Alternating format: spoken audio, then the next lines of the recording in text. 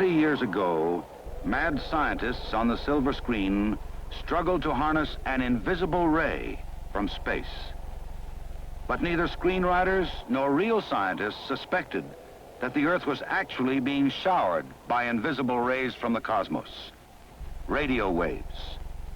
Discovery of these waves has revolutionized our concept of the universe and given birth to a new kind of astronomical observatory, the Radio Observatory. This is the National Radio Astronomy Observatory, secluded in the mountains of West Virginia. The instruments here are used by astronomers from throughout the nation.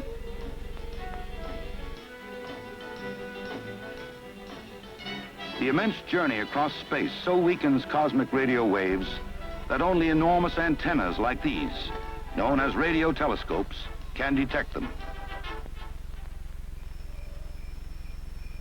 For hundreds of years, the word telescope referred to the assembly of mirrors and lenses used by optical astronomers to collect starlight.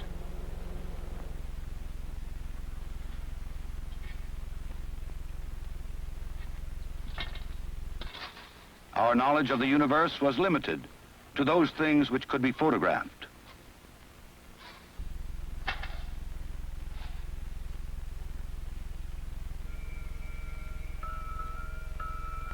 The radio astronomer uses a different technology, with electronic recorders taking the place of film.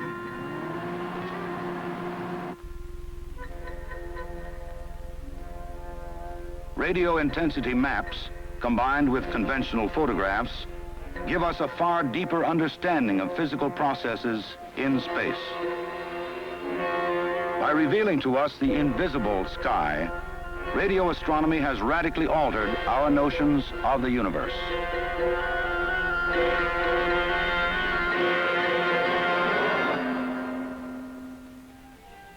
The most important element of the radio telescope is its reflecting surface, a huge metal ear poised to intercept cosmic signals.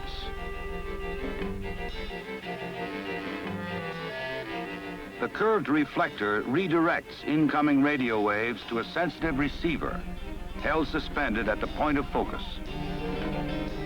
Amplified by the receiver, the signals are then sent down to a control room. Delicate electronic instruments analyze and record the radio energy collected by the telescope. The basic process is similar to what occurs in a home radio, except that the signals here are billions of times weaker.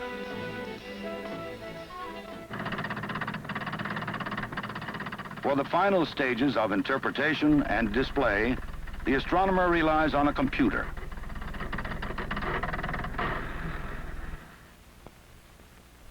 Because of the intricacy of radio telescopes, each one must be custom built for its special tasks.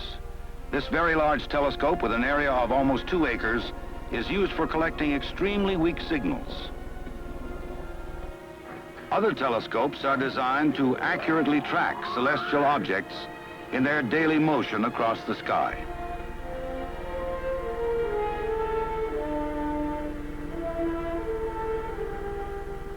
These connected telescopes work together as a team.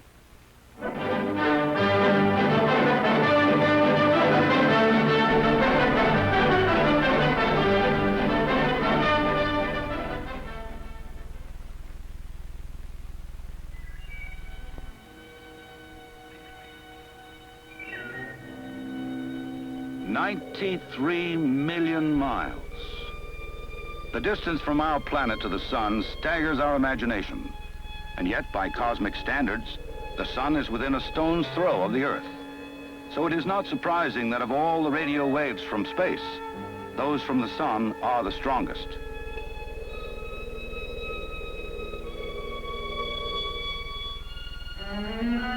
The sun's familiar disk appears serene to us. but optical telescopes reveal its surface as a boiling sea of hot gas.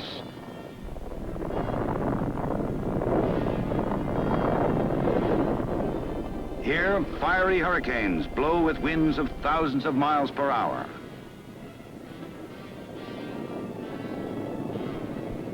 The hot gas emits radio waves when it is trapped by magnetic force fields.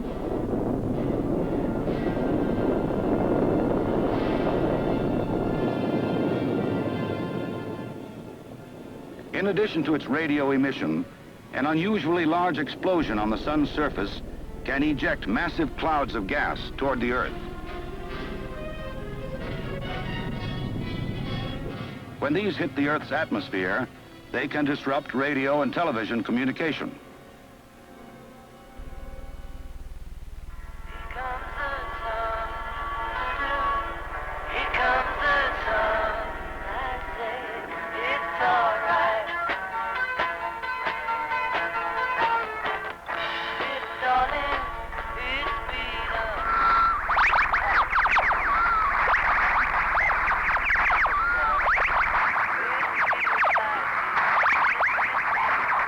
Monitoring solar radio emission can warn us of a serious interruption in communications on Earth.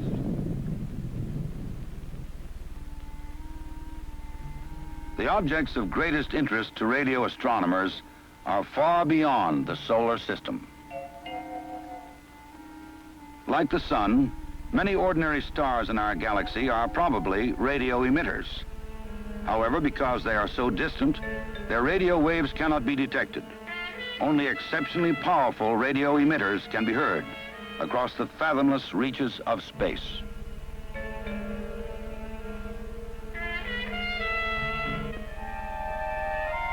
This strange object is cosmic debris, the relic of a stellar cataclysm. 1,000 years ago, a star began to die. In a titanic death rattle, it expelled these tenuous glowing filaments of hot gas, which now emit large amounts of radio energy. Recently, radio astronomers discovered a remarkable pulsating signal coming from the remains of the shattered star itself. It was the first identified example of a group of objects called pulsars.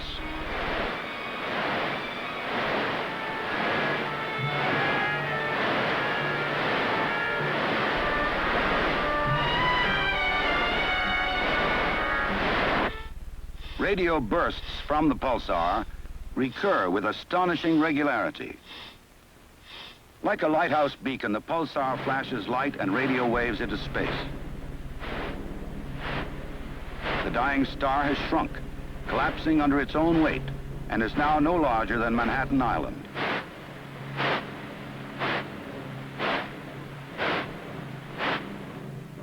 A crushed sphere containing the mass of the sun in a ball 10 miles across. 1 teaspoonful would weigh 10 million tons. The rhythmic emissions from the pulsar are the final heartbeats of this star. In a few thousand years, it will slow its rotation and fade from the heavens.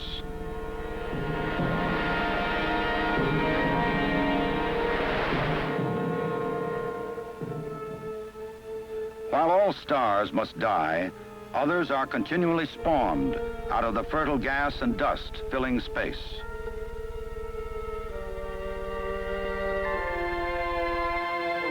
Since its beginnings, our galaxy has given birth to 10 billion stars like the sun. Any one of these might be accompanied by Earth-like planets. So far, radio astronomers have detected only natural signals. However, someday we shall probably overhear transmissions from other civilizations.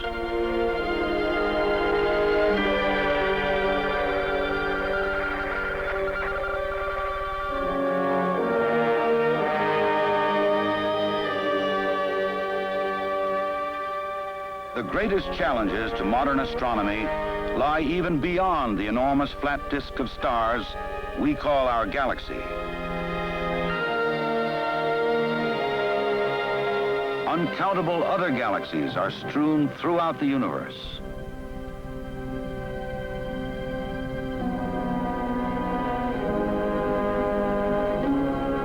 Some of these are incredibly strong radio emitters, releasing 1 trillion times as much energy as a pulsar.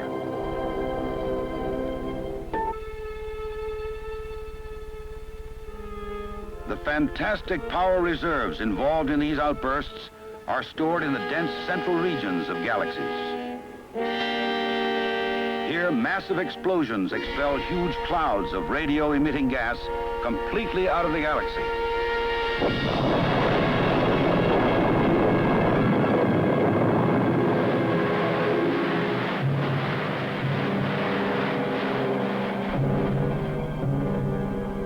We have not yet completely fathomed the radio galaxies. But even more perplexing is another kind of extragalactic object, also discovered by radio astronomers. Quasi-stellar sources, nicknamed quasars. To optical telescopes, the quasars appear only as faint points of light. Yet some of them are so far away that they must actually be the most luminous objects in the universe. The laws of physics, as presently understood, may not completely explain the quasars.